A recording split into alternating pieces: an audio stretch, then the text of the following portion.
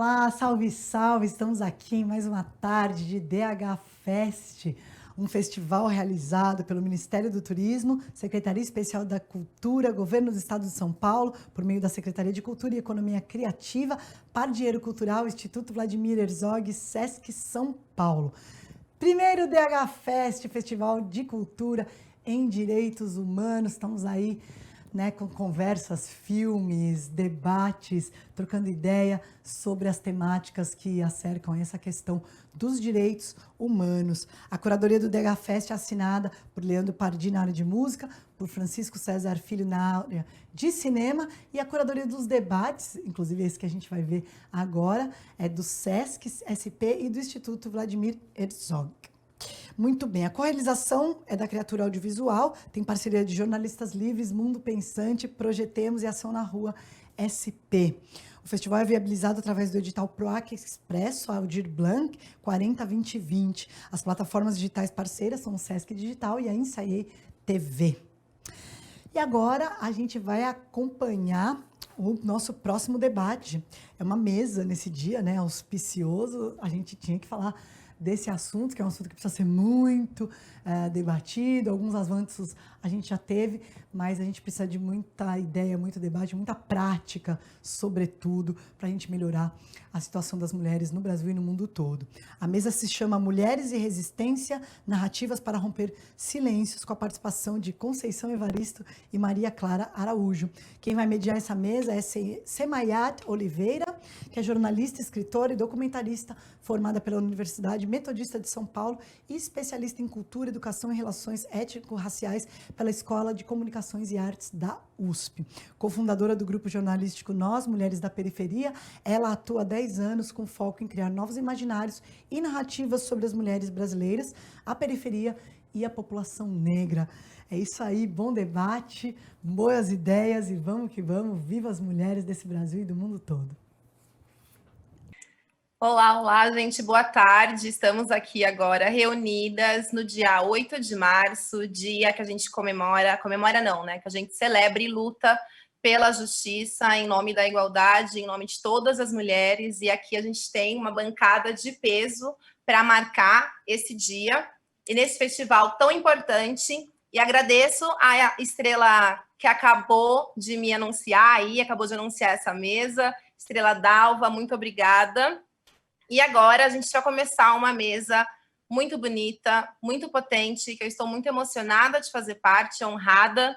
O nosso tema é Mulheres e Resistência, narrativas para romper silêncios. E aqui, com muito orgulho, com muita alegria, eu vou anunciar quem está com a gente.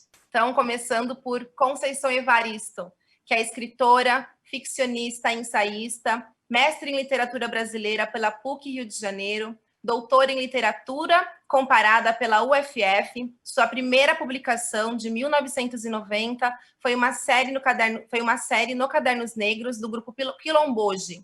Ela já tem 7 livros publicados, e entre eles o vencedor do Jabuti, Olhos d'Água, em 2015. 5 deles traduzidos para o inglês, o francês, espanhol e árabe. Ganhou o prêmio do governo de Minas Gerais pelo conjunto da sua obra, Prêmio Nicolas Guillet de Literatura pela Caribbean Philosophical Association, Prêmio Mestre nas Periferias pelo Instituto Maria João Aleixo, escritora homenageada em diversas feiras literárias, a mãe de Ainá, sua especial menina. Em 2019, teve 3 dos seus 7 livros aprovados no PNL Nacional e PNLD Nacional, e também foi a escritora homenageada da Olimpíada de Língua Portuguesa pelo Itaú Social. Lançou seu poema de recordação e outros movimentos em edição bilíngue, em português e francês, no Salão do Livro de Paris, e Olhos d'Água, em francês, pela editora Des Femmes. Foi homenageada pelo Prêmio Jabuti ainda em 2019, como personalidade literária. Muito obrigada, Conceição, pela sua presença. É uma honra estar aqui com você. Eu que agradeço a deferência do convite. E agora vamos apresentar a nossa mais que especial também convidada, que é a Maria Clara Araújo, que é formada em Pedagogia pela PUC São Paulo e cursa especialização e curso internacional em estudos afro-latino-americanos e caribenhos pelo Conselho Latino-Americano de Ciências Sociais e pela Faculdade Latino-Americana de Ciências Sociais. Também está cursando o certificado em estudos afro-latino-americanos do Instituto de Investigações Afro-Latino-Americanas da Universidade de Harvard. É integrante do NIP, Núcleo IANA de Pesquisa e Investigação de Teorias de Gênero, Sexualidades e Diferenças, coordenado pela professora doutora Carla Cristina Garcia, na PUC São Paulo, e é assessora parlamentar da deputada estadual Érica Malunguinho. Muito obrigada por estar aqui, Maria Clara, é uma honra. Imagina, Semaia, estou muito feliz de estar aqui, um pouco nervosa também, por compartilhar desse espaço com Conceição, mas a gente vai estabelecendo aí esse diálogo e o rio vai, né? Sim, vamos seguir esse rio. Então, a ideia é que a gente bata um papo, eu preparei um roteirinho aqui, mas eu acho que a ordem também é a gente sair do roteiro e gostaria de convidá-las, inclusive, se surgir a vontade de vocês fazerem pergunta uma para outra, então é só sinalizar, vamos tentar fazer com que seja de fato uma roda de troca, tá bom? Para começar, pensando no tema, né? O nosso tema é Mulheres e Resistência, narrativas para romper silêncios. Silenciamento é uma palavra que está cada vez mais comum no nosso vocabulário, no nosso dia a dia, né? Mas nem sempre a gente consegue compreender a totalidade do que significa essa palavra, né? Essa expressão, que vem carregada de sentidos. E aí eu gostaria de perguntar para vocês duas, nesse momento político que a gente tem vivido, e também com base na trajetória de vocês, como vocês definiriam a palavra silêncio? Começando por Conceição Evaristo. Olha, eu posso pedir a Maria Clara para começar? Claro. Sem dúvidas, Conceição, tudo bem. O que significa, então, a palavra silêncio para mim nesse momento histórico, né? Eu acho que tem dois movimentos aí possíveis. Vou tentar ser o mais breve que conseguir aqui. Acho que o primeiro movimento está, obviamente, ligado com a minha experiência enquanto uma travesti negra nesse Brasil, né? Brasil de genocídio da população trans, Brasil de genocídio da população negra, e de estar aí posicionada no meio dessas encruzilhadas, né, epistêmicas, identitárias, como fala a Carla Cotirene. E na minha vida, pensar sobre silêncio foi pensar sobre essa impossibilidade de mulheres trans e travestis de falarem por si mesmas, né? Anteriormente eu tinha preparado uma apresentação para essa conversa que nós estamos aqui estabelecendo, e eu coloquei nessa apresentação algumas imagens de jornais, né, mais ou menos por ali, na década de 80, imagens que representam bem como a narrativa em torno das nossas existências no Brasil, como essa narrativa ela foi articulada em torno de estereótipos ou imagens de controle, né, como coloca a professora Patrícia Hill Collins, imagens de controle que estão relacionadas à criminalidade, à prostituição, não como um trabalho sexual, não como um trabalho que está posto aí, que essas mulheres estão exercendo e que elas devem ter seus direitos trabalhistas garantidos, mas a prostituição enquanto uma designação, né, compulsória, e também de morte, né? Morte. Então, eu lembro que quando eu falo, já estou falando isso há uns 5 anos, mas é porque acho que ainda está muito atual, sabe? Quando eu me afirmei Maria Clara, eu coloquei, né, assim, mulher trans, travesti no Google, e apareceram esses 3 resultados, né? Criminalidade, assassinato e prostituição. Inclusive, ontem, quando eu coloquei no Google novamente a palavra travesti na parte de imagens, majoritariamente são imagens de notícias de travestis que foram assassinadas. Então, como pode, né, a nossa população articular uma voz libertadora em diálogo com a Bell Hooks, se nossas vidas são ceifadas antes dos 30 anos, né? A gente tem um caso esse ano, 2021 não tinha nem começado direito, acho que a gente tinha 10 dias, eu acho, e uma menina trans no Ceará, Queiron, o nome dela, foi assassinada. Então, uma vida pela frente, né? Uma vida a ser construída, sonhos, né? Prospecções, desejos, pensamentos que ela poderia ter colocado para fora, que ela poderia ter compartilhado com a sociedade, e a vida dela foi ceifada aos 13 anos, assim. E isso me faz pensar que, por exemplo, o fato de eu estar aqui nessa mesa, que diz, sim, sobre um reconhecimento por parte das instituições que estão construindo esse evento, o fato de eu estar nessa mesa não necessariamente quer dizer que estou em uma posição que não sou uma pessoa que é especial, digamos assim. Mas sou uma pessoa que está viva e que tem condições nesse momento de falar, né? E que para falar, para quebrar esse silenciamento, necessariamente outras mulheres trans e travestis precisam estar vivas, porque essa é a questão básica, né? Então, eu estive nesse momento, né? Se for pensar por esse lado da minha identidade e da população na qual eu faço parte, pensar em silenciamento para além de todas as questões que a gente pode trazer aqui, como, por exemplo, o silenciamento epistêmico, porque pessoas trans historicamente foram descritas, né, categorizadas pela academia e afins, mas é apenas agora que nós estamos tendo as condições estruturais de adentrar, né, o ensino superior. Nas duas graduações que eu fiz em pedagogia, tanto na UFPE quanto na PUC, eu fui a primeira travesti do curso, então isso, para além de uma dimensão da primeira, isso, como a Érica coloca, né, a Érica Malunguinho coloca, isso é uma denúncia, porque eu fui a primeira, mas para além dessa dimensão epistêmica de poder produzir, finalmente, né, poder produzir um conhecimento, e ficou muito bem explícito ali naquela banca, né, Semaia, pedagogias das travestilidades, a importância de pensar essas outras pedagogias que estão sendo gestadas para além dos muros das escolas e para além dos muros das universidades. Mas antes de falar sobre uma dimensão epistêmica, eu preciso falar sobre uma dimensão que ela é, não sei, talvez ontológica. A minha possibilidade de me pensar enquanto ser, né? De refletir sobre a minha existência. Pode a minha existência ser possível em um país como esse? E isso é algo que eu tenho me perguntado todos os dias, né? Todos os dias mesmo. Desde 2019, mais ou menos ali novembro de 2018, que a gente sabe o que aconteceu, eu me perguntei, né, se a minha existência seria possível nesse país. E até o momento ela tem sido possível, sim, a despeito de inúmeras violências estruturais que estão sendo colocadas todos os dias, né? Então, tentando minimamente aí responder, pensar sobre silenciamento, para mim, é pensar sobre estar viva, né, e poder articular a minha voz. E não só poder articular minha voz, mas também ter pessoas interessadas em ouvir o que eu tenho para dizer. Sim. E, para além disso, para além de me ouvir, levar em consideração que o que eu tenho a dizer diz respeito à construção de um outro projeto político, um outro projeto de vida para esse país, né?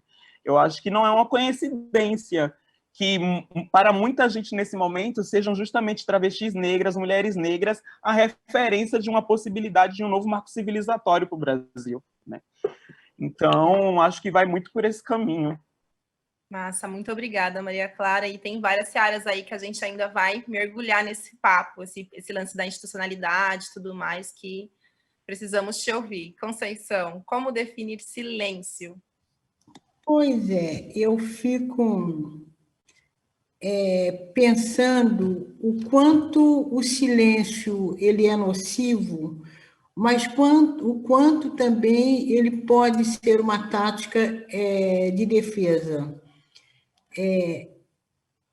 Aquele silêncio que muitas vezes você é obrigado a optar por aquele silêncio naquele momento. E eu vejo muito isso.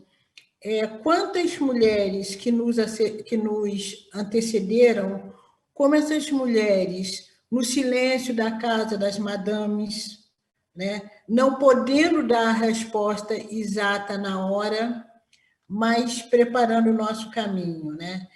Eu tenho dito que talvez este é o momento que a gente tem que fingir de morto para enganar o coveiro. Eu gosto muito dessas sutilezas, eu acho que às vezes o silêncio é uma sutileza. Nem sempre o silêncio significa que o outro te venceu. Pode ser que o silêncio você esteja readquirindo forças inclusive para explicitar mais tarde. E eu tenho trabalhado muito também com a imagem de Anastácia. Eu acho que aquela imagem, né, com aquela máscara, né, que é uma máscara do silenciamento, né, que Grada Quilomba vai falar também, inclusive ela não gosta de mostrar aquela imagem em público. Mas eu acho que há um momento dessa reversão do silêncio. Eu acho que o silêncio ele pode ser um processo, ele pode ser uma etapa que você se potencializa para o grito, né? Nem sempre o grito chega numa hora exata, porque eu acho também que o silêncio ele pode te ajudar a você medir as linhas de força.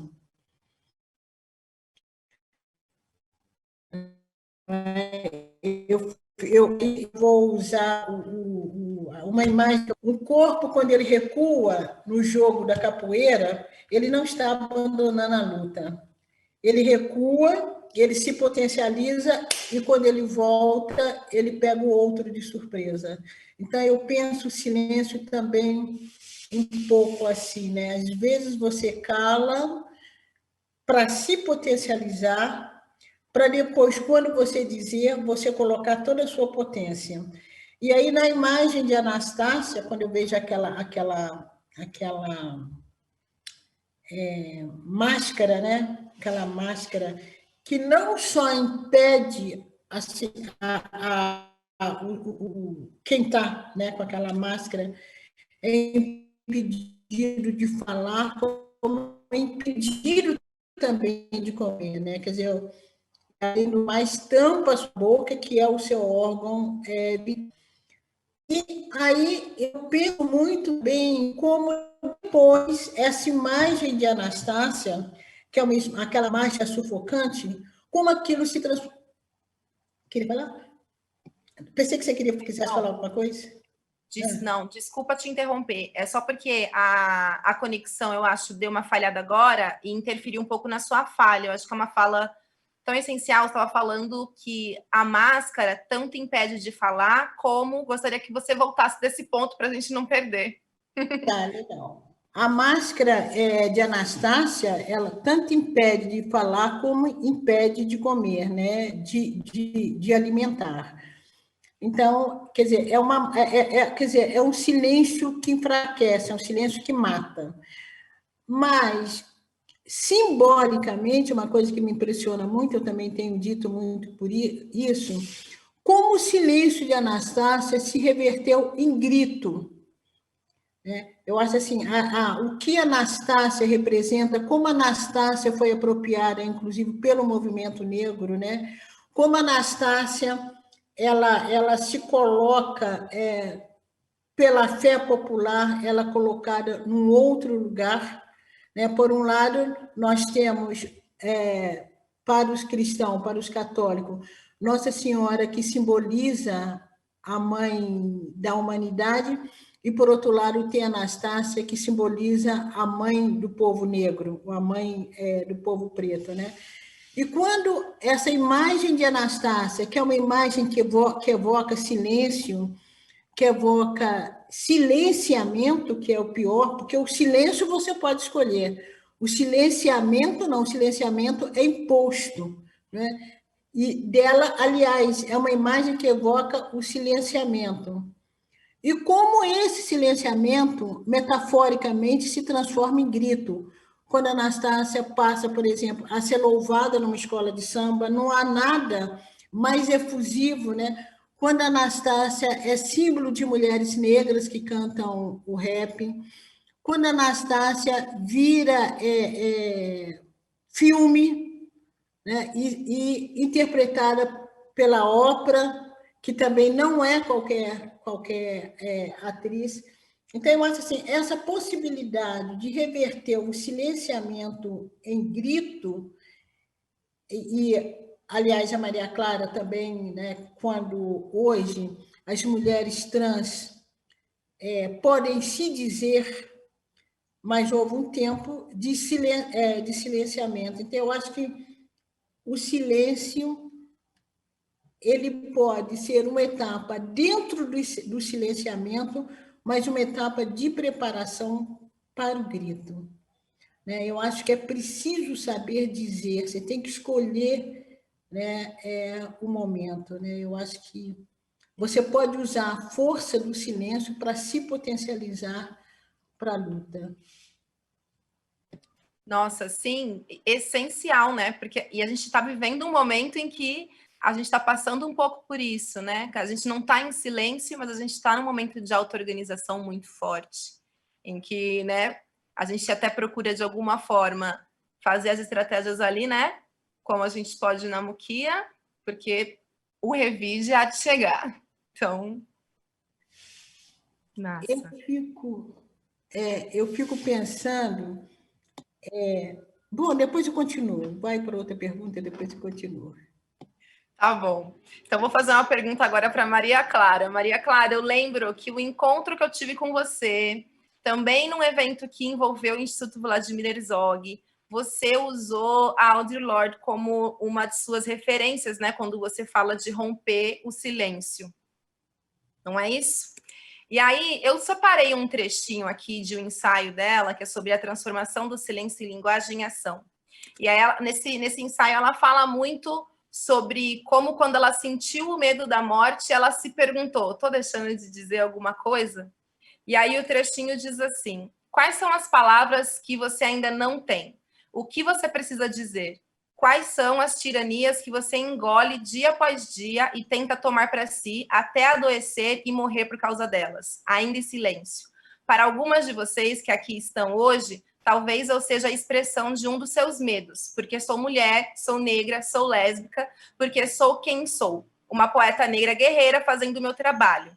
E vocês, têm feito o trabalho de vocês?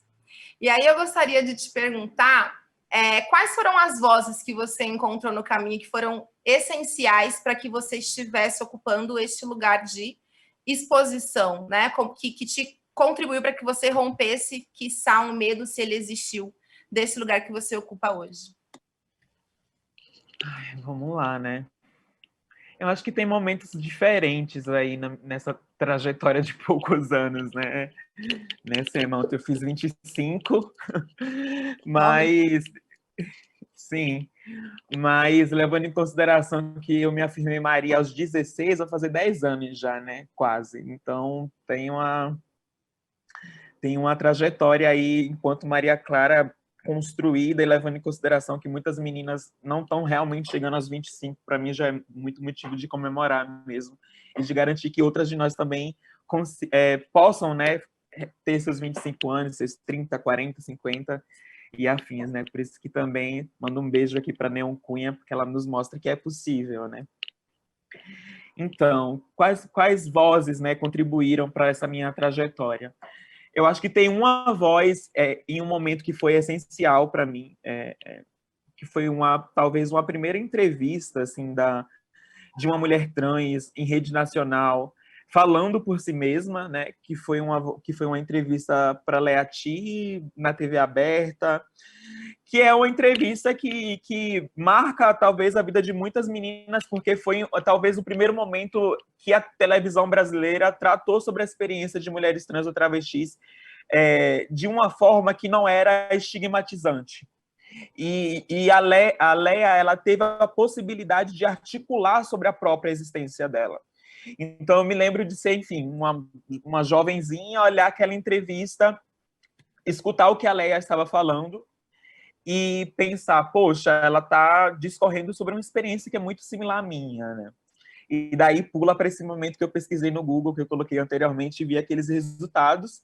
E, enfim, hoje eu fico olhando para trás e eu penso, nossa, ainda bem que eu sou impulsiva, faço o que eu quero, porque eu não tinha grandes garantias de chegar onde eu estou nesse momento, como você falou. Eu não tinha garantia nenhuma, né? Eu vim da rede estadual de Pernambuco, no ensino médio, fui expulsa de processos profissionais, então, assim, não tinha garantia nenhuma, mas eu me joguei e fui viver a minha vida da forma como eu gostaria. E daí, nessa trajetória, ali pelos 16, 17, navegando pelo Facebook e afins, me aproximando de alguns movimentos sociais, eu encontro um texto que ele muda a minha vida, assim, muito, que era um texto das blogueiras negras, em que o título era o feminismo negro é incompatível com a transfobia. Esse é um texto que foi um posicionamento das feministas interseccionais brasileiras, acho que em 2014, 2015, em que elas colocavam que construir uma narrativa feminista negra que compreenda as questões das mulheres trans e travestis como um ponto que também deve ser central na luta feminista negra é um horizonte importante de luta. E foi a partir desse texto que eu tive acesso a Lélia Gonzalez, a Sueli Carneiro, a Bell Hooks, e a gente vai indo, Audre Lorde, vai indo, Conceição, Grada, foi esse texto, né, que me apresentou a possibilidade de articular a minha voz, né, de ler, por exemplo, Luísa Bairros dizendo que as experiências das mulheres negras são compartilhadas, e que logo a minha experiência, enquanto uma travesti negra, quando em diálogo com uma mulher cis negra, ainda que nós tenhamos nossas especificidades, e que bom que nós temos essas especificidades, ainda assim nós compartilhamos processos que são importantes de ser valorizados e de ser conversados entre nós mesmas, né? Então, eu não tem como não dizer isso, né? Que a minha trajetória, estar nesse lugar onde estourou hoje diz necessariamente sobre essas alianças com mulheres negras que eu fui construindo na minha vida, né? Então, nesses últimos 5 anos, assim, a minha trajetória tem sido marcada por esses diálogos dentro de espaços de organização política e social de mulheres negras, de travestis negras. Para mim, não é uma coincidência que a primeira associação de travestis no Brasil tenha sido fundada por travestis negras que eram nordestinas também, porque também existe essa outra dimensão, que eu sou pernambucana, sou nordestina, e que, nesse momento, estou trabalhando na Assembleia Legislativa, em um mandato de uma deputada que é uma travesti ou uma mulher trans que é negra e que também é nordestina. Então, como falei, essas encruzilhadas, elas nos constituem, né? E sem dúvidas, ter, né, essas vozes que são insurgentes, porque tem uma insurgência ali, tem uma insurgência que está desafiando a todo momento a permanência dessas desgraças coloniais, como coloca Castiel Vitorino brasileiro, né? Essas vozes que desafiam esse quadro de morte que está todo momento sendo anunciado aqui nesse território que foi chamado de Brasil, e que, se não fossem essas vozes, eu acho que muitas de nós compreenderia a nossa permanência nesse território como algo insustentável mesmo, né? Eu acho que são essas movimentações, a Mandato Quilombo, a Marcha das Mulheres Negras, são os espaços em que eu me encontro com mulheres trans e travestis negras que estão na academia, que me fortalecem e que fazem sentido para mim continuar aqui disputando, né, o Brasil, porque no fim eu acho que tudo é sobre uma disputa de qual projeto de vida, né, nós estamos almejando para esse território. Sim, sim.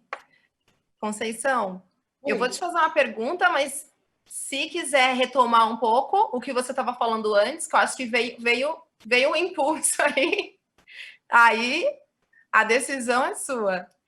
Mas eu trouxe aqui um trechinho da introdução do seu livro Em Submissas Lágrimas de Mulheres, que é um livro que eu volto nele várias vezes, e eu volto e meio, eu lembro de uma personagem e falo, nossa, quero ler aquela história de novo. E a minha sensação ao entrar em contato com essa obra é que você estava caminhando por uma cidade, por uma rua, por várias ruas dessa cidade, batendo de porta em porta para ouvir essas histórias, para ouvir as histórias dessas mulheres. E aí, o trechinho diz assim, da introdução. Portanto, essas histórias não são totalmente minhas, mas quase que me pertencem, na medida em que, às vezes, se confundem com as minhas. Invento? Sim, invento, sem o menor pudor. Então, as histórias não são inventadas? Mesmo as reais, quando são contadas? Desafia alguém a relatar fielmente algo que aconteceu. E aí eu pulo para o final. Entretanto, afirmo que, ao registrar essas histórias, continuo no premeditado ato de traçar uma escrevivência. E aí, minha provocação para você seria: foram muitos períodos longos de silêncio, de silenciamento, que é o que você mesma disse, imposto. E são muitas histórias urgentes.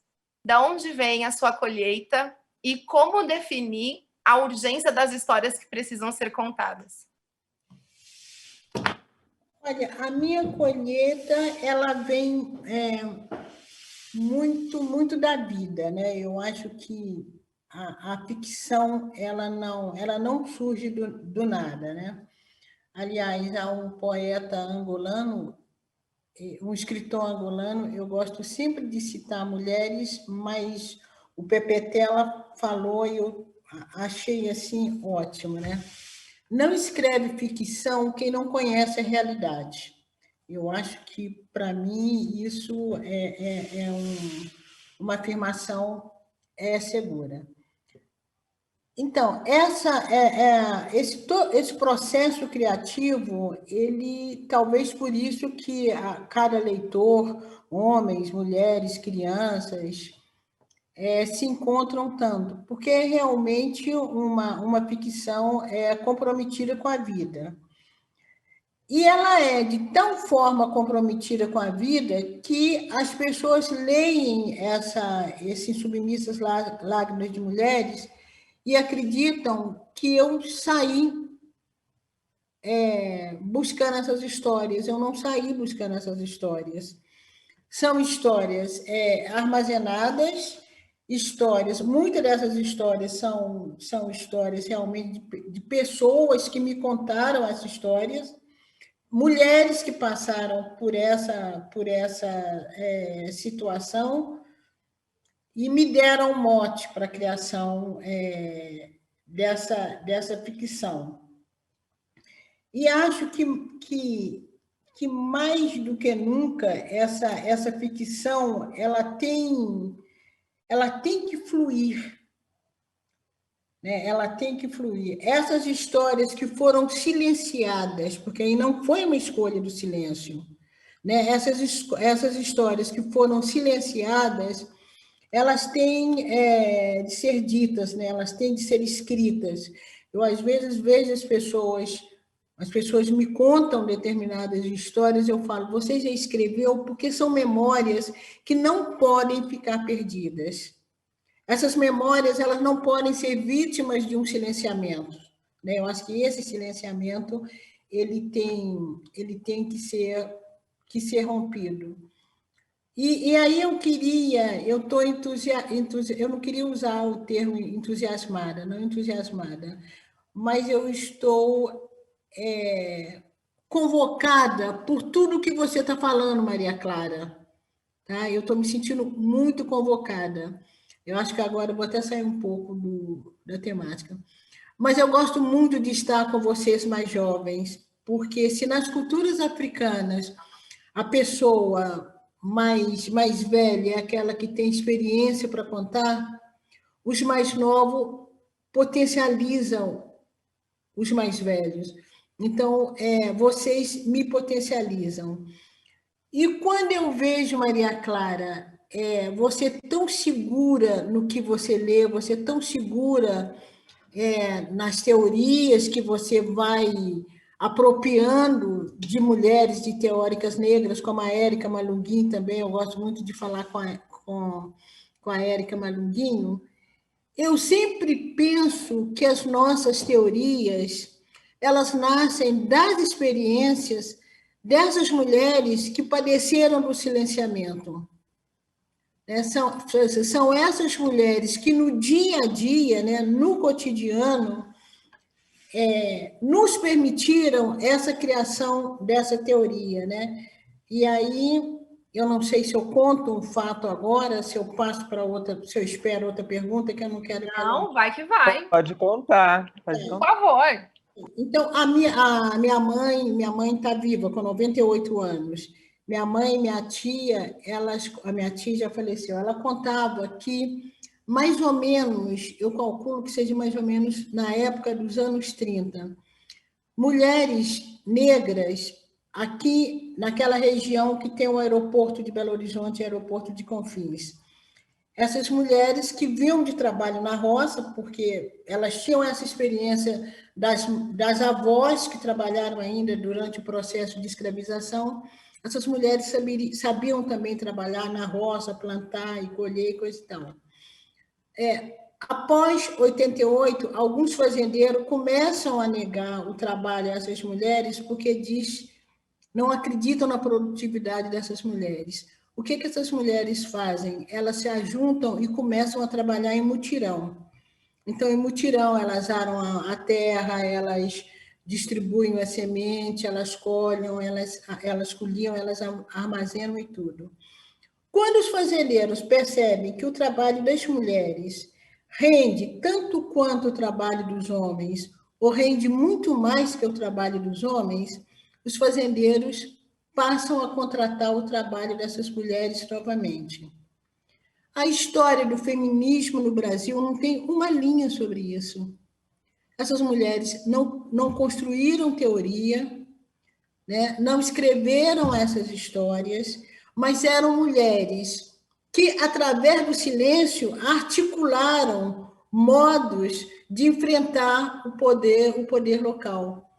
São mulheres que articularam contra o patriarcalismo, né? Como é que fala? O Estado patriarcal, o Estado explorador, e essas mulheres, no cotidiano dela, elas encontraram fugas, elas encontraram saídas. Agora, são histórias que não estão teorizadas. Essas mulheres, como a minha mãe, aprendeu a ler em casa. Então, eu acho que a potência das nossas teorias, elas têm fundamento num processo muito anterior, né? Que é esse processo de afirmação, né? Esse processo, e aí quando eu falo no silêncio, né? É nesse processo onde essas mulheres, no silêncio, construíram toda uma possibilidade de hoje, né? Outras mulheres, jovens como vocês, podem ir para dentro de uma academia, podem ter um cargo eletivo e gritar, né? Como Érica Malunguinho e como outras mulheres estão aí fazendo. Exato, e aí vou convidar a Maria Clara para, né, comentar, mas só fazer um comentário que eu fiquei muito tocada pela história, que é esse silenciamento, né, dessas mulheres que você disse, esse silêncio, e elas arquitetaram tudo isso em silêncio. Mas a gente perde em não ter esse registro para o nosso sistema de continuidade, né? Porque eu acho que a gente tem vivido isso cada vez mais agora, Conceição, que é essa possibilidade das nossas gerações estarem juntas e dessa troca acontecer. Eu acho que ainda não acontece tanto na medida do que a gente realmente precisa, mas a gente tem conseguido cada vez mais ter essa conexão, né, entre as gerações para que a gente não perca mais, não tenha essa perda histórica, né? Maria Clara. Ou Conceição, vamos debater aqui, conversar. É que eu fiquei pensando aqui, quando a Conceição falou sobre essa questão das experiências, né? Eu acho que, e daí fazendo um paralelo com Grada, que não está aqui, mas é isso, né? Acho que essas questões, elas estão todas se conectando a todo momento. Quando eu entrei na academia, né, primeiro semestre do curso de pedagogia, tinha uma disciplina que era para você fazer um trabalho com instituições do terceiro setor, né, educação não formal e afins. E daí eu fiz um trabalho que era sobre uma associação de travestis no território de Recife, que fazia os atendimentos. Naquele momento, questões como nome social, aquilo ainda estava sendo gestado, amadurecido e afins, né? Então, foi também uma tentativa minha de dizer, olha, estou entrando aqui na academia, quero fazer trabalhos que façam sentido para mim, né? Eu tinha uma frase, assim, que uma professora ficou horrorizada, que teve um momento que eu disse para ela que eu não queria discorrer necessariamente sobre alfabetização, sobre letramento, porque já haviam muitas pessoas que estavam discutindo sobre esses temas e que tinham outros temas que também deveriam ser visibilizados. E daí, quando eu trouxe, né, enfim, foi um trabalho que eu fiz tudo, fundamentação teórica, metodologia, fiz tudo, gente. E a professora, ela vira assim para mim e ela fala, olha, esse seu trabalho ele não é um trabalho acadêmico, né? Ele é um relato aqui que você está fazendo, porque eu não sei em que medida essa questão de vocês não entrarem no banheiro não é uma questão da ciência, né? Tem cientificidade. Enfim, né? Aquilo passou e eu fiquei com aquilo na minha cabeça. Eu fiquei, nossa, eu sempre vou falar desse lugar do específico, então, sempre do subjetivo, é sempre um relato pessoal. E foi justamente a partir do momento que eu li, né, autoras negras, que essa visão, né, essa mentira, né, porque isso é uma mentira, né, digamos, né, de que é possível que eu discorra sobre algo sem trazer o meu corpo para a conversa, né? A gente a todo momento está implicando a nossa experiência quando estamos escrevendo. Seja um livro de poesia, seja uma tese, o nosso corpo está ali, nossa trajetória está ali, né? A gente não fala de um lugar neutro, né? Então, ter tido consciência disso, que nenhuma pessoa fala do lugar de neutralidade e que a universalidade é uma mentira criada justamente para manter o silenciamento de um determinado grupo e a fala dominante de outro, foi um processo muito importante para mim, né? Para chegar, por exemplo, nesse processo do TCC, Sema, e dizer para as minhas professoras, né? Olha, quero estudar sobre as pedagogias que foram construídas pelo movimento de travestis no Brasil. E pode ser que vocês achem que estudar sobre isso me aproxima demais do objeto, né? Mas, na minha concepção, esse processo de pesquisa não tem uma distância entre sujeito e objeto, né? Isso tudo está sendo implicado a todo momento. Quando o Brasil difundiu que mulheres trans são aquelas que querem fazer a cirurgia e travestis são aquelas que não querem fazer a cirurgia, quem construiu essa narrativa também estava trazendo as suas considerações sobre as nossas experiências. Levando em consideração, por exemplo, que os primeiros trabalhos sobre travestis na academia brasileira são trabalhos de antropólogos, né? De homens e mulheres que não se identificavam, não viviam, né? Não se reconheciam como travestis, que já tinham construído arcabouços anteriores ao processo de pesquisa e que foram ali construindo seus paralelos. Então, assim, eu vejo nesse momento, fazendo uma ligação com esse chamado que Conceição nos traz em relação à nossa experiência, enquanto uma matriz de saberes insurgentes mesmo, né? Porque é sobre isso. Quando a Patrícia Hill Collins fala, e eu acho que está muito ligado com esse nosso bate-papo, ela fala, né, que as mulheres negras estadunidenses, mas as brasileiras, eu acho que isso também se aplica, quando elas exerciam, né, o trabalho doméstico na casa desses patrões brancos, e elas viam as dinâmicas de poder entre o homem branco, a mulher branca, essas mulheres negras, elas viam essas dinâmicas nesse lugar da outsider, né, desse lugar que não faz parte, mas elas viam. E justamente essa possibilidade de ver essa dinâmica concedeu muitos dos instrumentos para as críticas que nós estamos realizando hoje. Então, a nossa experiência na Leste, por exemplo, quando eles chamam a Malunguinho de a deputada trans, o trans nesse nome quer dizer o quê? Que ela é uma outsider. Eles não falam a deputada mulher tal, o deputado homem cis tal, hétero, branco. Isso, é uma tentativa de colocá-la no lugar da outsider, no lugar daquela que não pertence àquele espaço. Mas nós estamos naquele espaço. E nós estamos vendo como essas dinâmicas, como as relações de poder estão sendo estabelecidas naquele espaço. E é justamente a partir desse lugar, que é um olhar epistêmico privilegiado, que nós estamos tendo a possibilidade de fazer uma proposição frente à desgraça que está colocada ali e nas outras instituições brasileiras, né? Sim, total. Algum comentário, Conceição, que você queira fazer a partir dessa fala? Não. Não? Só concordando. Boa, e aí... Gente, me empolguei. Propor uma outra provocação aqui, ver se faz sentido para vocês, que às vezes eu fico pensando que tem essa questão do silenciamento que é imposto, ao mesmo tempo tem a demanda para que a gente fale sobre aquele assunto, né? E aí, como é que a gente lida também com a opção do silêncio, caso a gente não queira, naquele momento, se posicionar? ou se a gente queira falar de outras coisas. Como vocês lidam com isso e como tem sido isso para vocês, né? Eu acho que às vezes também a gente passa por esse momento de precisar falar sempre, mas e a nossa humanidade, né? A complexidade da nossa humanidade em escolher o silêncio ou não. O que vocês acham? Pois é, então eu vou te contar. Eu acredito também que a Maria Clara diversas vezes esbarre nisso.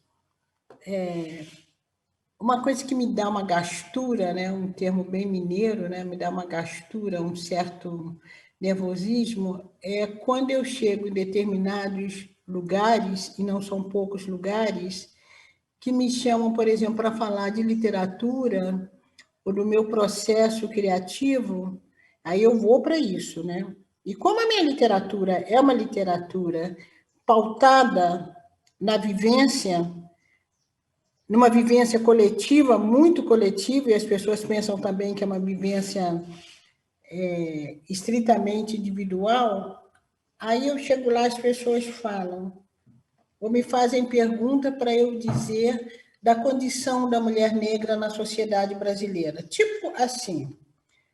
E eu penso, gente, lê o texto. Acho que o meu texto é carregado disso.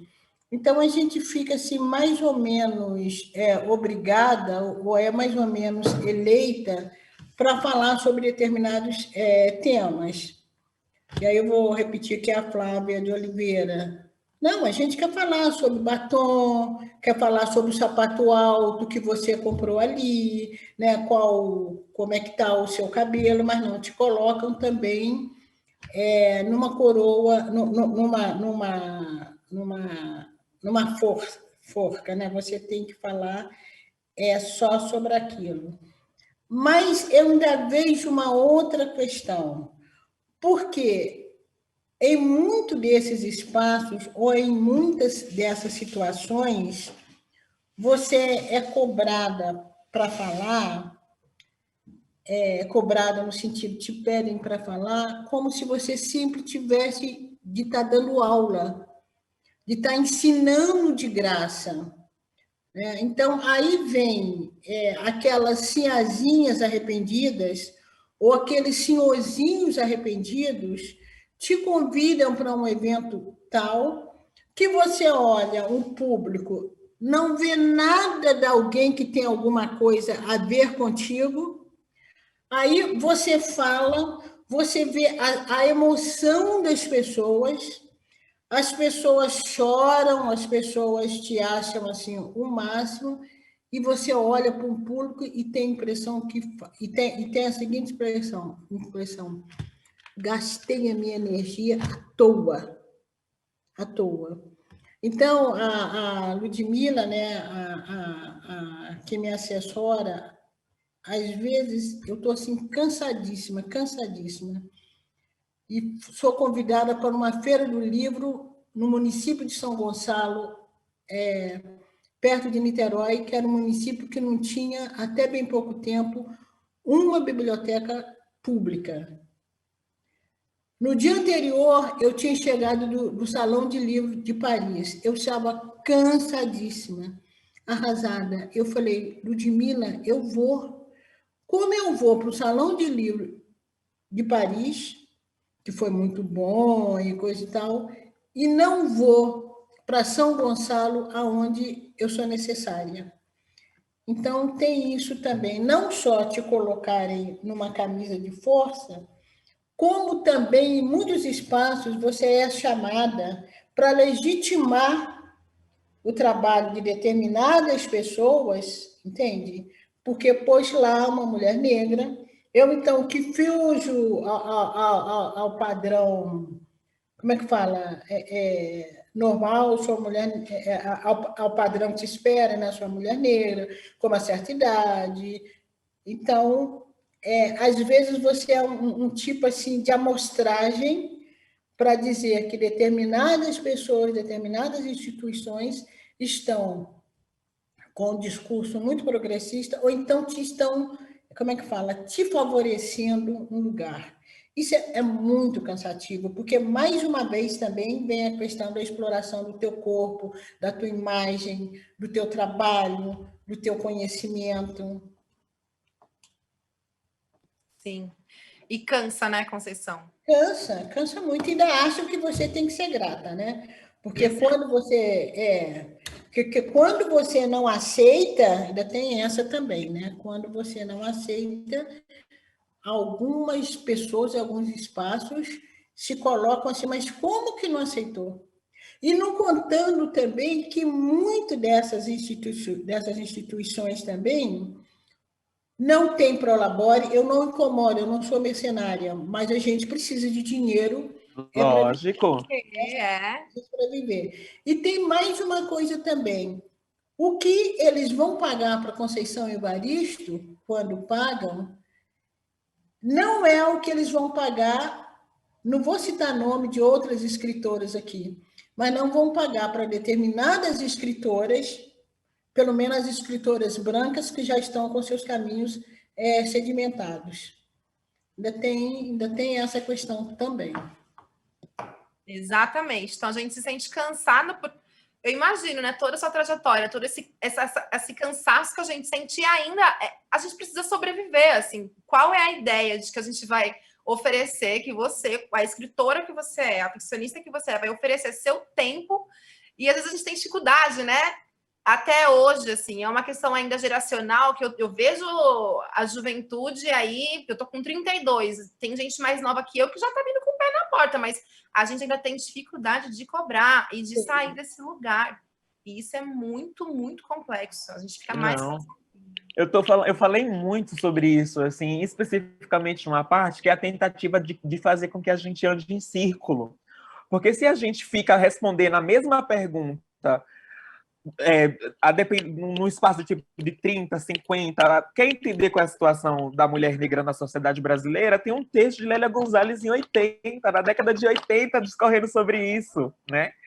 Então, assim, é uma tentativa, tem uma frase, gente, assim, é uma entrevista da Djamila, a Djamila está entrevistando a Grada, e daí tem uma frase que a Grada, que ela fala assim: nós, mulheres negras que estamos descolonizando o pensamento, nós temos que prestar atenção nas nossas narrativas e nas nossas agendas. As velhas narrativas, aquelas que não nos movimentam, nós precisamos deixar para lá. Então, assim, perguntas como essa, como qual a importância da mulher negra, da representatividade para a mulher negra, por exemplo, perguntas que a gente está respondendo há 10 anos, ou, por exemplo, perguntas que são basilares, e eu entendo que o brasileiro pode ter dúvidas em relação a isso, mas, assim, perguntas como qual é a diferença de mulher trans para travesti? Gente, eu tenho, né, assim, o desafio que está posto neste país, ele é muito complexo. Então, imagina, por exemplo, ser convidada para um espaço em que eu estou numa mesa, né? Conceição está numa mesa, e daí perguntam para, por exemplo, fazem uma pergunta em relação à questão de, vamos dizer assim, economia. Outra pessoa vai fazer uma pergunta de segurança pública, aquelas pessoas estão discutindo temas que dizem respeito à gestão desse país. E daí, quando chega a nossa vez, faz uma pergunta que é extremamente redutora da nossa capacidade mesmo intelectual, política e afins, né?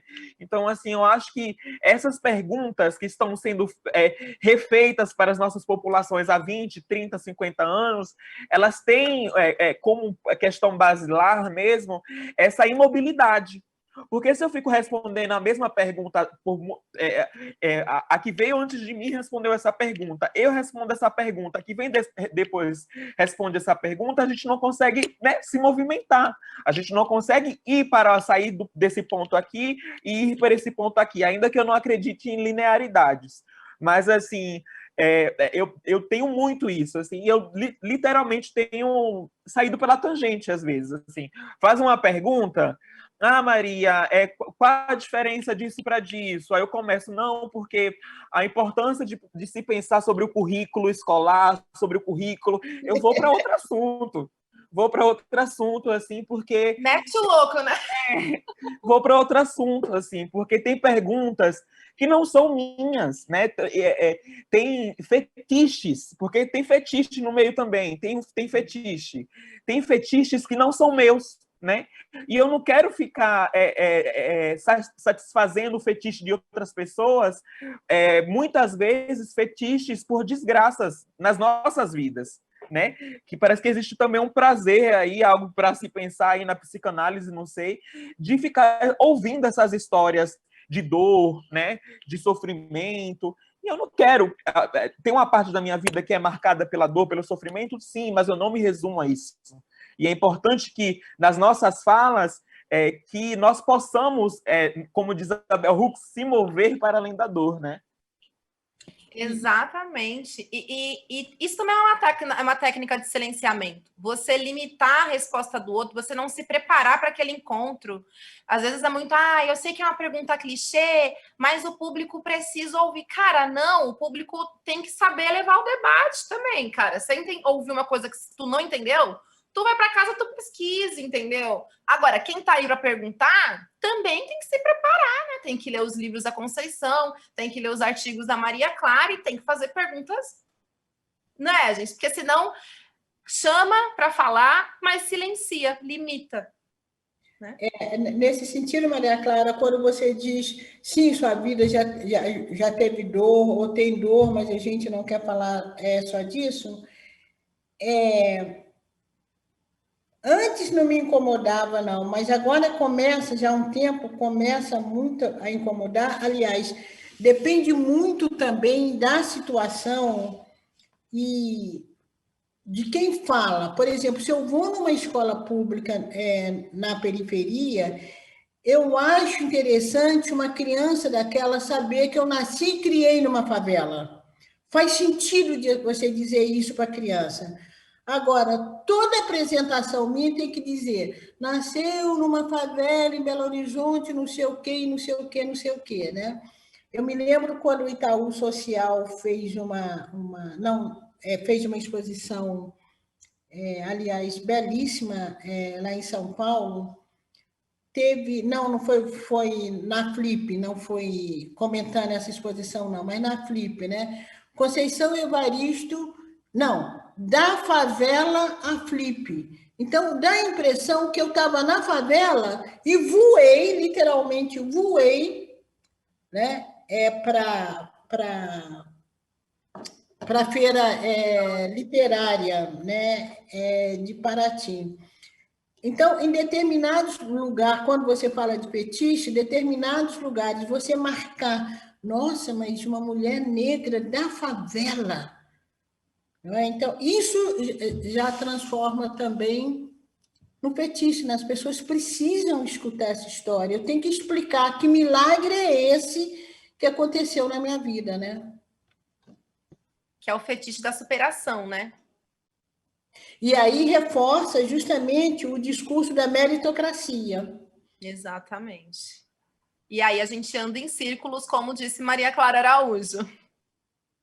Fechamos a matemática.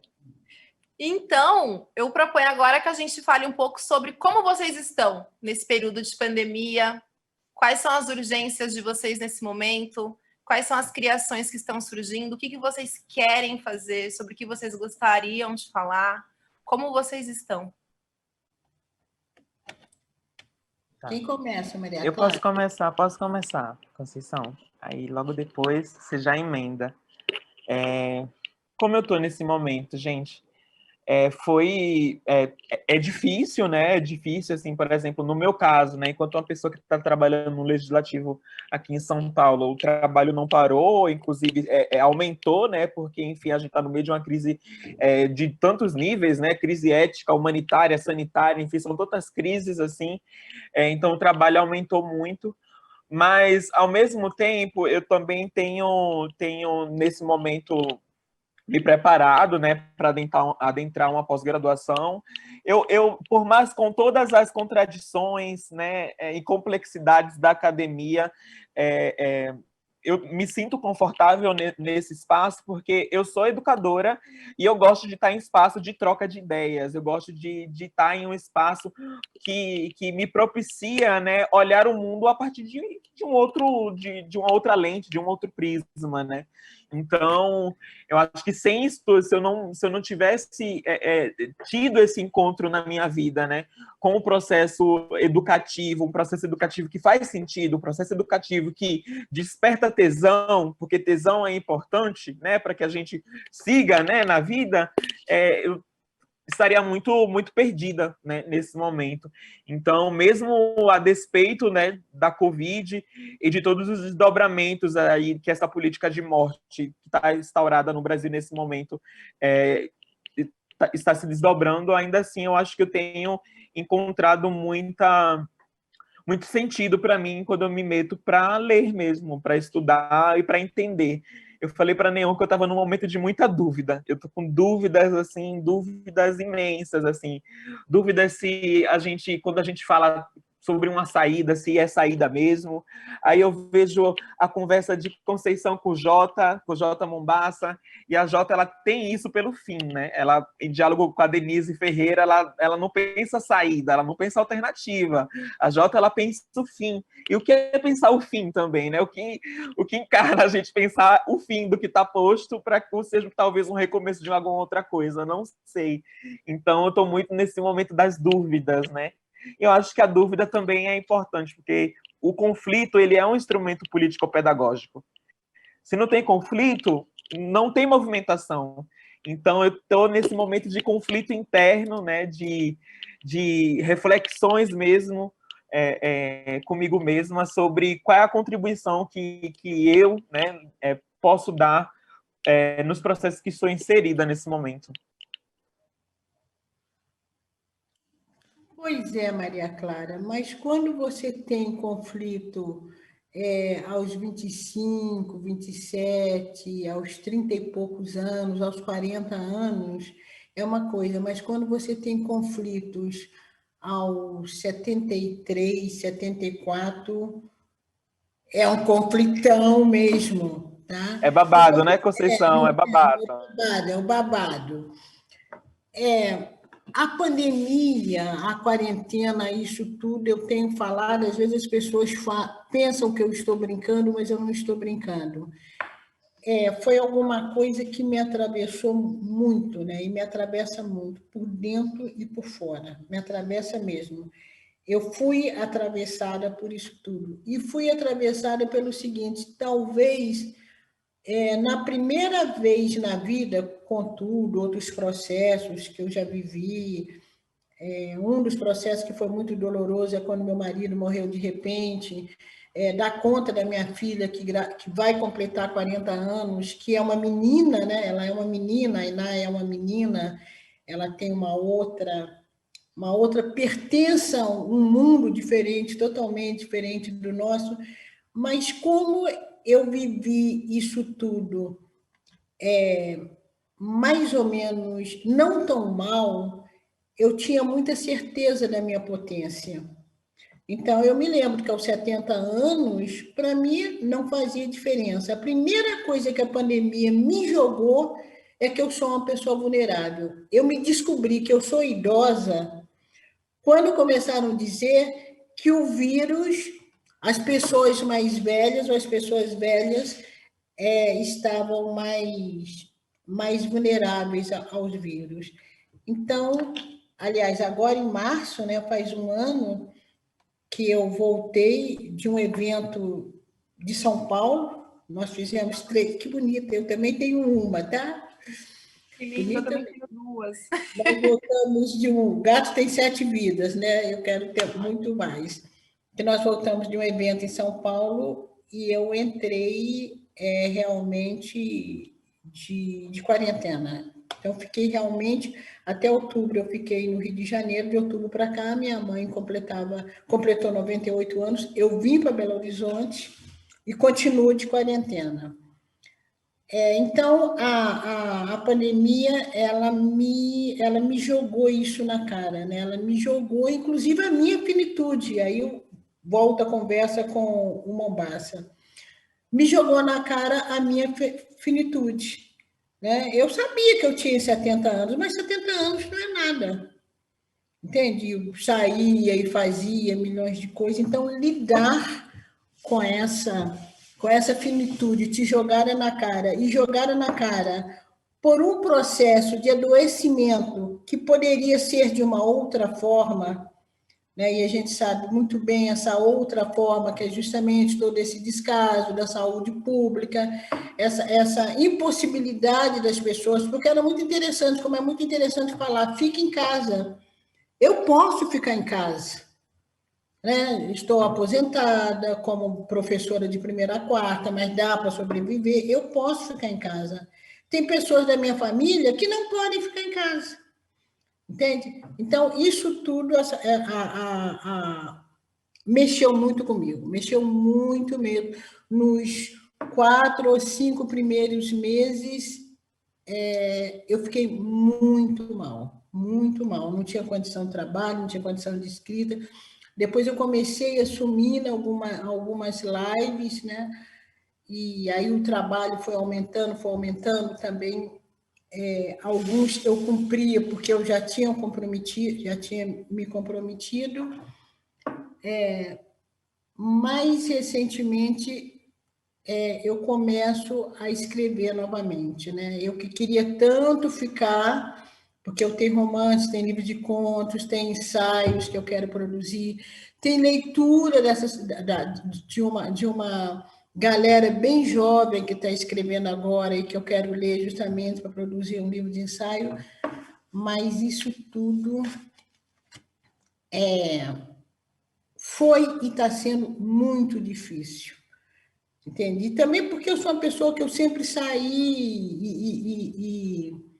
então você ter que ficar presa, né? E eu não saio de medo, eu tenho muito medo, eu acho que eu vou chegar ali na esquina, a melequinha vai cair, carro vai me escolher, está só esperando eu ir até ali. Então, é muito difícil. E mais ainda você ter notícia de pessoas tão próximas de você, pessoas conhecidas, né? Pessoas que tinham uma vitalidade, que estavam aí, inclusive, produzindo, e de repente essas pessoas apagam. Né? Numa situação em que a ciência está aí, mas a ciência também ainda não deu conta. exato. Não E deu muda o tempo todo, né? E a irresponsabilidade que a gente tem vivido também faz com que a gente não consiga acompanhar. Então, a pandemia, eu acho que ela é nociva, inclusive para o emocional das pessoas, pelo menos para mim, é muito nocivo. Né? E quando você pensa, eu ainda falo, gente, o dia que eu estou mais chateada, eu falo, gente, eu estou numa situação que eu sou privilegiada. Né? Eu acho que nós somos privilegiados, né? Não estamos... Né? As pessoas estão passando necessidade, né? As pessoas estão passando fome. Né? Então, isso tudo...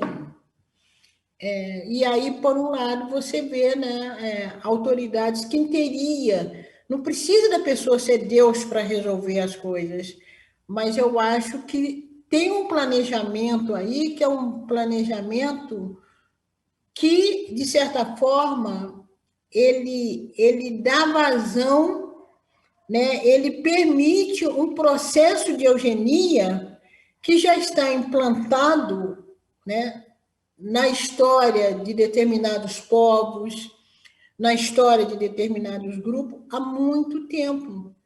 Então, essa doença, ela chega como é que fala? Ela facilita esse processo de eugenia. Né? Velho pode morrer, pobre pode morrer, negro pode morrer, índios podem morrer, determinados países também. Foi uma justificativa, né? Parece a justificativa. É uma permissão. Permissão. É uma permissão. Justificada, não é um vírus. É o vírus, é o vírus. Exatamente. E eu acho que o que toca muito, não sei como é que é para vocês, independente da nossa idade, eu acho que esses anos de silenciamento impõem a gente uma pressa também, né? Eu, por exemplo, tenho pressa, eu sou jornalista, escritora, e estou agora escrevendo meus primeiros livros, eu tenho uma pressa de acabar, eu tenho medo de não conseguir concluir, eu tenho medo de publicar. Vocês têm pressa também? Muita, eu imagino, gente, ainda tem muita coisa para fazer. Ainda tem outra também. Essa possibilidade de fazer, inclusive nesse projeto literário, essa possibilidade eu ganho muito tardiamente. Né? Então, é agora que eu tenho mais possibilidades, né? Agora inclusive o mercado editorial abre para mim. Isso é muito recente, né? A gente vem publicando por editoras alternativas e coisa e tal. Então, é muito recente isso. E aí, de repente, você tem que correr contra o tempo. E é justamente isso também que eu não quero incorporar, essa corrida contra o tempo. O tempo é outra coisa, não é isso que a gente precisa de vencer. Né? O tempo não é um relógio. Mas parece que o relógio tranca a gente o tempo todo, né? E você, Maria Clara, tem pressa do quê? Eu não sei, eu tô pensando aqui. Tô pensando aqui. Não sei, acho que eu tenho pressa de conquistar algumas coisas, assim, que tenho nutrido dentro de mim, assim, enquanto possibilidade, sabe? Esse processo também de ter vindo para São Paulo, de ter conhecido outras pessoas que viveram outras experiências e de ouvir dessas pessoas que, olha, é possível, tipo, conhecer, por exemplo, Mariléia de Almeida e ela dizer, não, fiz parte do meu doutorado na Columbia University, estudando sobre feminismos negros, e daí você vê uma mulher negra que estudou em Nova York, fez o doutorado dela lá, e você pensa, nossa, é possível, né? Essa possibilidade existe, assim. Então, eu não sei se eu tenho pressa, mas eu tenho um anseio, assim, sabe? Eu tenho um anseio por essas outras descobertas, né? Por essas outras possibilidades que outrora não estavam colocadas para mim, né? Só ter entrado na UFPE tem uma questão muito inusitada na minha história na UFPE, que eu descobri que eu podia entrar na UFPE. Um amigo meu falou, por que você não tenta a federal? Aí eu perguntei para ele, eu posso? Aí ele fez, sim, é só você fazer a prova. Então, assim, eu tinha o quê? 16, 17 anos e eu não sabia que para eu adentrar aquela instituição eu só precisava fazer uma prova. Então, assim, é sobre todas essas pessoas que em algum momento chegaram na minha vida e disseram, olha, isso aqui é possível. Quando o Malunguinho me liga numa tarde de fevereiro, né, e fala assim, olha, quero que você trabalhe aqui comigo, né, eu que nunca construí partido, que particularmente não tenho vários problemas com os partidos de esquerda aqui no Brasil, eu que nunca pensei que poderia trabalhar na política institucional, que poderia transitar num espaço frio, cinza como aquele, estou lá. Então, assim, eu não tenho pressa, mas tenho anseio por esses outros espaços, por essas outras experiências que estão se mostrando possíveis para mim, né? E vocês duas agora, poderíamos trocar perguntas. Conceição, tem alguma pergunta para fazer para Maria Clara? Maria Clara, alguma pergunta para fazer para a maravilhosa da Conceição? Como é que a gente faz esse diálogo? Estou pensando aqui. Só olhar para a Conceição já, né? Nossa, mas eu achei muito bonito te ouvir falar. Eu acho impressionante, Conceição, como essa pressa e esse medo da finitude é uma coisa que, claro, eu entendo, eu tô com 32 anos, né? Você tem uma outra idade, então esse medo tem outras dimensões, mas parece que persegue a gente esse medo, né? Eu estava entrevistando esses dias uma amiga, Ana Paula Chongani, e ela me falou, eu tenho muito medo de morrer antes do tempo, tenho muito medo de acontecer alguma coisa e que eu não consiga concluir. Porque essa construção de narrativa que a gente está falando aqui, de resistência e de tudo mais, é tanta coisa para fazer, tanta coisa para viver. Você tem a sua filha, a Ana, no caso, tem a filha dela. São muitos medos, né? E tanta coisa para construir. Eu achei muito bonito. Obrigada por compartilhar. Obrigada. Eu acho que eu não tenho pergunta para Maria Clara, não. A Não? não ser dizer que eu gostei muito de estar com ela, né? E eu sempre falo, né? Eu acho que quando a gente... E eu tenho a impressão que ela consegue fazer isso muito bem. E acho que, nesse sentido, a academia, ela, quando você falou que você gosta de estar na academia essa possibilidade de troca, né, é interessante. E a academia ganha com a nossa presença, ganha com a sua presença. Né? Por quê? Porque você, por exemplo, você conhece, e aí eu vou outra vez para a literatura, falo muito isso com Miriam Alves, aí, que é uma pessoa que eu gosto muito também. Em termos de literatura brasileira, quem conhece a literatura brasileira somos nós, porque nós conhecemos a nossa literatura e nós lemos Clarice Lispector, Lígia Fagundes Telles, João Paulo Ribeiro. Então, a gente conhece aquela literatura que já nos foi justamente posicionada, aquela literatura que já está posicionada como canônica, e conhece os nossos. Eles não. Tem professor de literatura que nunca leu nada para além daquilo que o cânone especifica que é para ler. Então, a Exatamente. gente entra com outro, como é que fala? Com outra carga, né? Outros aportes. E com outros aportes, justamente, né? E outra coisa que eu tenho dito também, a pobreza, ela é também um local de episteme. Mas quando você consegue romper, porque quando você não consegue, ela continua sendo um lugar de interdição. Mas quantas coisas também a gente aprende e quanto que a gente faz e que a gente produz a partir da carência. Eu me lembro quando, aquele momento ainda, até no governo Dilma, quando se falava da crise, e a classe média estava desesperada pela crise. Gente, crise é uma coisa que a gente sempre conheceu, não tinha novidade nenhuma. A gente vive na crise, gente. A gente veio da crise. Então, eu acho assim, nós temos um outro local também de construção de conhecimento que, sem qualquer petulância, sábios, quem sabe somos nós, né? Que somos capazes de entrar no conhecimento deles e temos os nossos. Eles não, é um mundinho ali.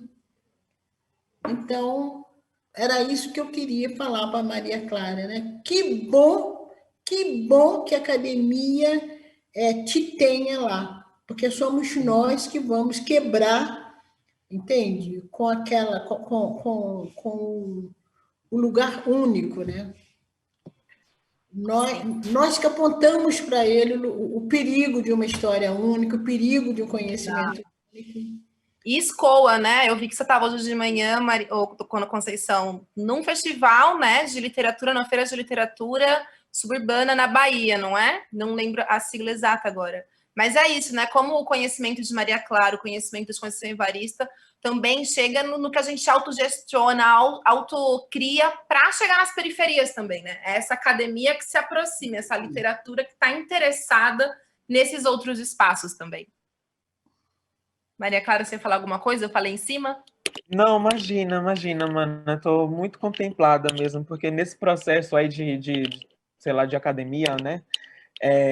Eu fiz escolhas, assim, não tive medo de fazer essas escolhas. Então, assim, chegou um momento da minha formação que eu estava mesmo, eu tenho problema de falar isso aqui, as professoras mandavam lá a atividade, né, para você ficar lá discutindo exaustivamente sobre Vygotsky, Piaget e afins, fazia lá a atividade do jeito que a gente já sabe, né, como a gente vai trabalhando para fazer essas atividades, mas com o tempo que eu poderia ler esses autores que dão sua contribuição, mas que não estão próximos do que eu tenho pensando, eu fui ler outras pessoas. Para mim, é um absurdo. Eu passei em dois dos melhores cursos de pedagogia e eu não li Nilma Lino Gomes como uma bibliografia obrigatória. Isso é uma denúncia. Isso é uma denúncia mesmo. Professora emérita da Faculdade de Educação da UFMG, ex-ministra, o que é que a gente precisa ser para que a gente esteja nesses currículos obrigatórios? Porque, assim, os títulos, a densidade já tem, não tem outra justificativa, né? Então, assim, a minha passagem por esses cursos de graduação foi muito nesse sentido, de dizer, olha, para a gente discutir aqui sobre subjetividade, trouxe o Memórias da Plantação para a gente discutir sobre subjetividade, né? Então, assim, vou provocando essas minhas professoras para que elas também possam perceber que tem outras pessoas falando sobre esses temas. Sueli Carneiro, que é a tese de doutorado de Sueli Carneiro em Filosofia da Educação, né? Pegou o conceito de epistemicídio do Boaventura de Souza Santos e hoje, quando a gente fala de epistemicídio, a gente só lembra de Sueli Carneiro, a gente nem lembra dele que escreveu o conceito primeiro. Exato. E por que eu não li? Porque eu não li Sueli Carneiro na minha graduação, gente. Então, assim, tenho, sim, conhecimento dos cânones que estão lá, hegemônicos, né, que estão lá sendo discutidos de uma maneira exaustiva, mas tenho também conhecimento dessas outras epistemologias que estão sendo gestadas por nossas comunidades, né? E tenho consciência também que esse movimento de valorização de autoras como a própria Lélia Gonzalez é um movimento também dos últimos anos para cá. Assim, tenho ouvido muito militantes mais velhas colocando isso, assim, né? Que é um movimento dessa juventude também que diz assim, basta, cadê essa bibliografia desses autores que se hoje eu estou aqui 25 anos falando sobre feminismo, raça, enfim, intrinsecamente meu discurso está todo baseado no que essas mulheres escreveram, né? Ainda que eu possa nem ter lido elas, mas enfim, foi passando, e eu estou aqui repetindo, como Lélia colocou, que o problema do negro no Brasil não se resume apenas à questão econômica. Né? Então, assim, enfim.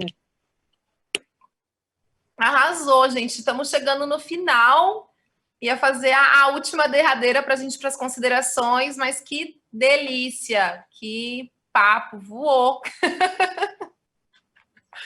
voou demais, que honra, que alegria poder estar aqui no meio desse papo maravilhoso. E eu ia convidar para a gente fazer as considerações finais pensando em o que a gente pode pensar de narrativa para o futuro, hein, gente? Porque é isso, né? Ainda falta muito para caminhar, mas a gente deu uma caminhada boa, né? Pensando aí na nossa ancestralidade, nessa passagem de bastão que faz parte da nossa história, mas a gente ainda precisa muito caminhar e eu convido a gente a fazer essas considerações pensando em as narrativas que a gente tem construído até agora estão chegando em todos os lugares? A gente precisa pensar em novas formas, outras formas de construção de narrativa? O que a gente precisa ainda pensar para romper esse silenciamento, né, daqui em diante? E aí, podemos começar com você, Conceição? Eu acho que a gente tem que pensar em outras, apesar de termos hoje novas narrativas, mas a gente ainda precisa sempre estar pensando em outras formas de narrativas. E também pensar em outras formas de acessar outros lugares. E sempre que eu penso, por exemplo, em outras formas de narrativas, eu gosto muito de rap. E o meu grande sonho é fazer um rap. Já comecei... Gente, pelo amor de Deus, faz um rap. Isso. Já comecei a fazer um rap, não dei conta ainda. Então, eu acho que tem novas formas de explicitação que eu acho que elas estão ganhando campo e tem que ganhar. E sempre que eu penso também em novas formas de narrativas, eu acho que não existe novas formas de narrativas também sem gente, porque como é que fala? São vasos comunicantes. você pensa em novas formas de narrativa se você também tiver novos imaginários. Então, eu acho que a gente tem também de construir novos imaginários. E como eu sou da ficção, e sei que a ficção é um lugar de construção de imaginários, ou de sedimentação de imaginários, eu fico muito pensando no imaginário, que é um imaginário histórico, e esse imaginário ele acabou contaminando toda a literatura brasileira, que é o imaginário que se faz, quer dizer, na verdade, é um desdobramento, né? Aquela mãe preta da Casa Grande, de certa forma, ela é recuperada, né? Quando, acho que tem um texto também que é da Bell Hooks, que ela vai dizer justamente da dificuldade das mulheres negras se assumirem como intelectuais, ou serem reconhecidas como intelectuais, porque ainda aquela visão da mulher negra, protetora, mãe, conselheira. Esse texto é de Bell Hooks mesmo? É sim, Conceição. O nome do texto é Intelectuais Negras. Isso. Então, e que eu acho que é um imaginário, né, que nos Estados Unidos também teve esse imaginário da mami, né, e aqui no Brasil da mãe preta. E eu me lembro que uma vez, Luísa Barre contando isso, né, ela dando aula, uma aluna olha para ela e diz: a senhora me lembra tanto a minha Bá. E aí, quando terminou, a Luísa falou com ela: tá bom, minha filha, mas você trata de estudar, porque senão você vai ser reprovada. Entende? E eu me lembro também que uma vez, eu estava aqui no Rio de Janeiro, eu tinha saído de uma palestra de literatura e tinha ido para um bar, né, para variar. Naquele tempo podia aglomerar, né? E tendo uma mesa, a mesa em frente, uma mulher branca olhava para mim e eu percebia a emoção na moça. E olhava, e uma hora ela estava chorando. Eu tinha saído de uma palestra, eu pensei, nossa, a moça está muito convocada pela minha palestra, ela está me conhecendo, né? Está emocionadíssima, né? Aí, de repente, ela levanta, ela vai embora e ela fala: eu posso falar uma coisa com a senhora? Eu pensei comigo, vai pedir autógrafo, né? Aí ela falou: a senhora me lembra tanto a minha babá. Eu estava com outro amigo também, o Rick, que é um branco assumidamente gay. Ele desfaleceu. Eu fiquei também tão petrificada. Sabe quando você não tem o que responder? Nossa, eu estou agora... A senhora me lembra tanto a minha babá. É uma mulher que a gente gosta tanto. E aí ela continua contando a história, que eu fico brigando com os filhos. Ela me criou, hoje ela só vai na minha casa para passar roupa. E eu fico brigando com os filhos dela, porque eu falo: essa mãe é minha. É a minha mãe. Gente, eu não fui capaz de dar uma resposta. Eu não consegui. Sabe quando você se nega a ouvir? Eu falei, não é possível, eu não estou ouvindo isso. Então, o que eu quero dizer? O imaginário é tão contaminado em relação às mulheres negras, né? Ou você está sempre no lugar da subalternidade, ou você está no lugar do prazer, que, aliás, o prazer é bom, mas quando você escolhe, né? Você está sempre no lugar do objeto. E aí, como ficcionista, eu fico pensando, essa imagem que se criou da mulher negra, né? Ou ela é a mãe preta, ou ela é a Chica da Silva. Né? São dois extremos. Então, será que esse imaginário daquela mulher lá dentro de casa, dizendo sim, senhor, sim, senhora, o pai João também, sim, senhor, sim, senhora. E aí, são eles que conhecem toda a dinâmica da Casa Grande, que é a mesma questão posta para as empregadas domésticas, né? Ela conhecia a dinâmica da casa da madame.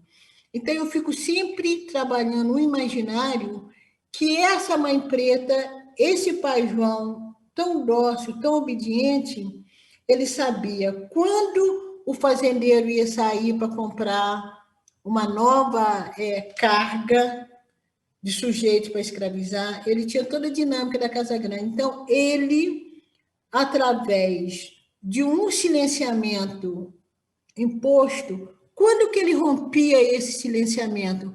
Quando ele chegava lá na senzala e batia, olha, o senhorzinho vai para não sei aonde, se organizem aí, porque esses dias ele está fora. É hora de vocês fugirem. Então, eu acho que esses imaginários, a gente tem de construir imaginários em torno de uma passividade que é colocada, né? E que hoje também a gente compra essa passividade. A gente fala, brasileiro não reage. Será que a gente não reage de uma outra forma? Será que nós não somos pessoas reativas? Será que isso não vai causar...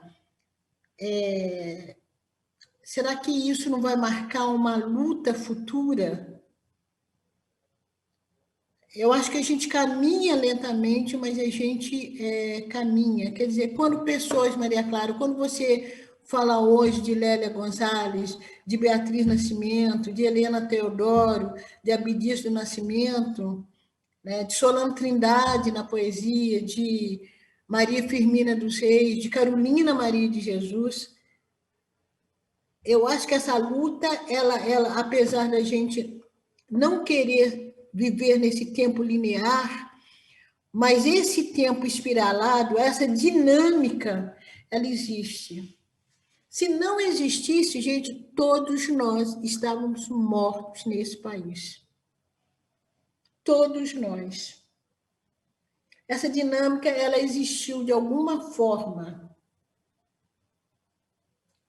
Desde a saída dos navios negreiros até hoje. Nós não estamos parados. Se estivermos parados, não estaríamos hoje aqui acreditando ainda nesse tempo espiralar, né? Nesse tempo que tem esse dinamismo que nos coloca ainda em determinados lugares, mesmo que não queiram. Uau! Eu tô sem palavras, mesmo assim, muito mobilizada por essa fala, pela história. Nossa, obrigada, Conceição. Maria Clara, com você. Não, eu tô contempladíssima. Tô aqui ainda Digerindo. me organizando, porque tudo se trata sobre organização. Aprendi com o Malum Rio que é preciso organizar o ódio. Então, eu acho que também é sobre isso. Estou sempre a todo momento me organizando, tentando organizar o que está sendo dito e organizando as prospecções, né, desse outro amanhã, que eu ainda sonho no amanhã. Não estou sonhando no fim ainda não, mas ainda estou no amanhã. Sim, e esse amanhã virá, porque é como a Conceição disse, a gente está em movimento, o movimento está acontecendo, e mesmo que não seja um movimento que a gente supostamente gostaria de ver, na energia que a gente supostamente acha que é a mais revolucionária, a grande revolução é que nós nos mantemos vivos e vivas e vives. E isso é fundamental. Nossa, muito obrigada, só tenho a agradecer muito ao convite do festival, a presença de vocês, a oportunidade de estar aqui. Agradeço de verdade por cada palavra. Eu aprendi muito hoje e só tenho a dizer obrigada pela trajetória, pela vida e pelo movimento de vocês, enquanto criadoras, pensadoras, mulheres negras que tanto oferecem para a gente. Obrigada mesmo. Só tenho isso a dizer. Vocês têm alguma palavra para a gente fechar? Só quero agradecer mesmo a construção desse evento, o Instituto, a Rede Sesc, pelo convite, pelo reconhecimento. E é isso, realizei um sonho hoje de dividir mesa com vocês, São Evaristo, e uma ótima forma. Foi meu presente de aniversário, viu, Conceição? Seu Foi meu presente. aniversário? Foi Ontem, ontem, parabéns, foi Maria Clara. Gente, nem pode aglomerar, pode? Pode não, pode não. Manhã fez um bolinho lá de Recife. Eu participei do bolo no celular, na ligação de vídeo. Que Mamãe Oxum te guarde, te potencialize, fecunde, fecunde sempre as suas ideias. Obrigada. Ela tá ali em cima. Parabéns, querido, parabéns e vida longa. Conceição, para fechar, a palavra é sua. Não, eu agradeço a deferência do convite e agradeço muita vida, né, por me permitir, aos 74 anos, esse diálogo com vocês tão jovens, e agradeço por vocês me potencializarem tanto e tanto. Tá, Maria Clara? Tá? Semaiá. Semaiá. Né? Semaiá, não, porque eu não quero pronunciar direitinho. Então, eu agradeço a juventude de vocês. E eu agradeço a sua vida. Realizei um sonho hoje, como Maria Clara Araújo. Muito obrigada.